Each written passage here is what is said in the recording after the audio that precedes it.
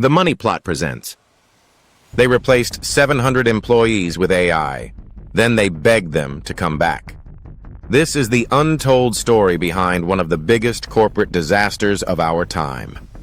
In February 2026, Jack Dorsey walked into the offices of Block and fired 4,000 people in a single morning. Block wasn't failing. It had just posted its best financial quarter ever. Dorsey declared that AI could do their jobs better, faster, and cheaper. The stock jumped 24% in a single day, and Wall Street cheered. But here's the twist that nobody talks about. Another CEO tried the exact same strategy 18 months earlier, and it blew up in his face. He placed 700 workers with AI and bragged about it on every stage around the world. Then quietly, with no press conference, he started hiring them all back. This is the real story behind AI and jobs, and it is not the one you think it is. What happened at Block isn't one CEO's decision. It's part of a massive wave sweeping corporate America. In 2025, AI was directly cited in over 55,000 job cuts across the economy. That is 12 times more than just 2 years before. Amazon slashed 30,000 corporate roles in a single restructuring. Salesforce cut its customer support team by half, replacing experienced agents with chatbots overnight. Then company after company followed the same playbook. IBM replaced hundreds of workers with chatbots. UPS eliminated 20,000 jobs. HP cut 6,000 roles. Accenture laid off 11,000. Chegg collapsed 99% in stock value after AI decimated its business model. Ford's CEO publicly declared that AI would replace half of all white-collar jobs at the company. JP Morgan and Goldman Sachs froze hiring for any role that AI could perform. CEOs weren't whispering about replacing humans anymore. They were shouting it from conference stages.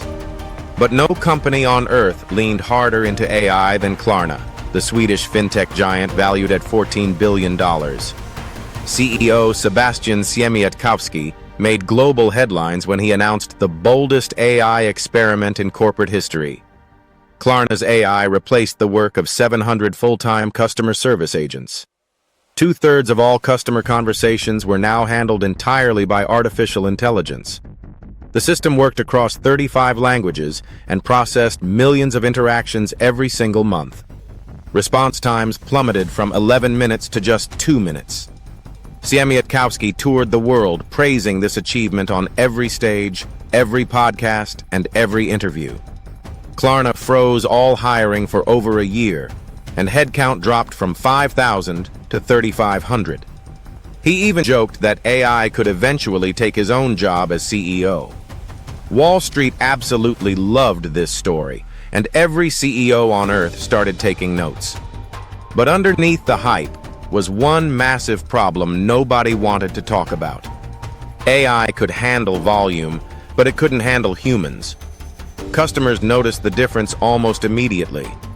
Robotic replies, inflexible scripts, and that maddening AI loop where you explain your issue, get nowhere, and have to start all over again. Customer satisfaction scores started tanking across the board. Anything that required empathy or nuanced understanding, AI simply failed at.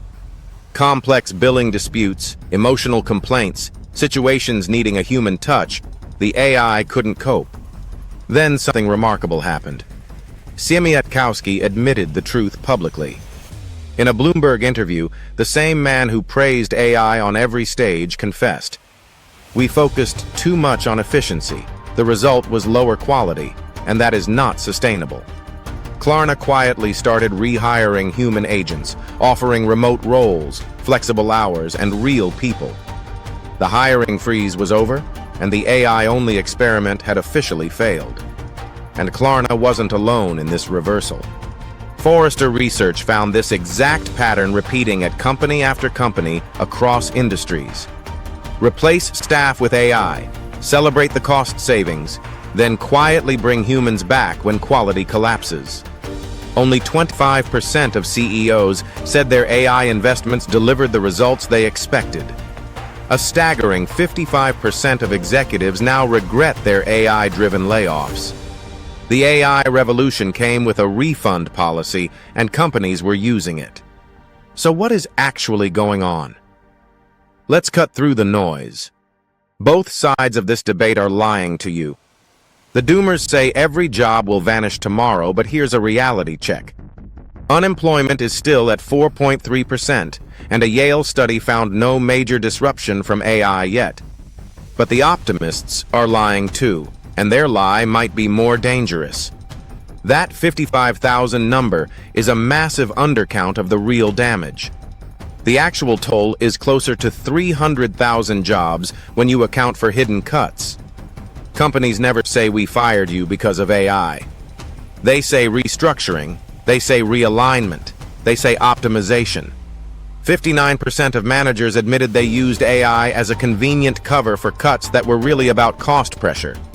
AI isn't the apocalypse, but it's the perfect scapegoat. So who is actually getting hit right now?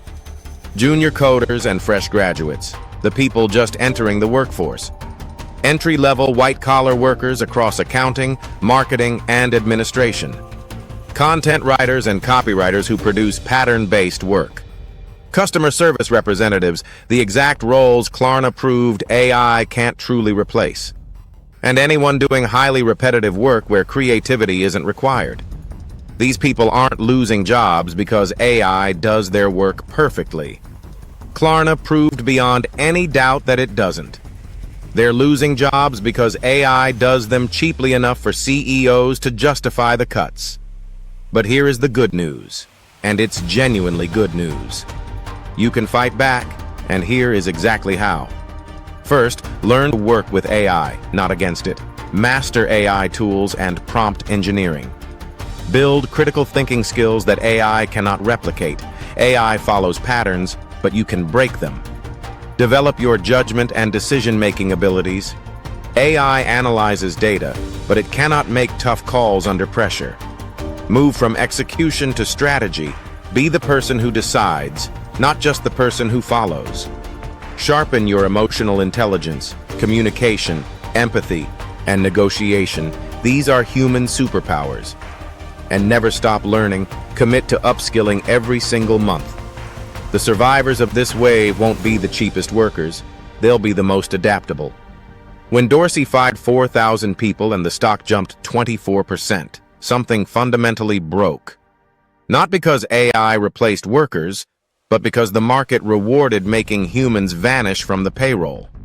Your job was always one earnings call away from becoming someone's line item.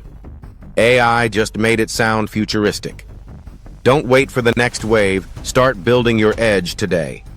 If this opened your eyes, subscribe to The Money Plot and hit the bell.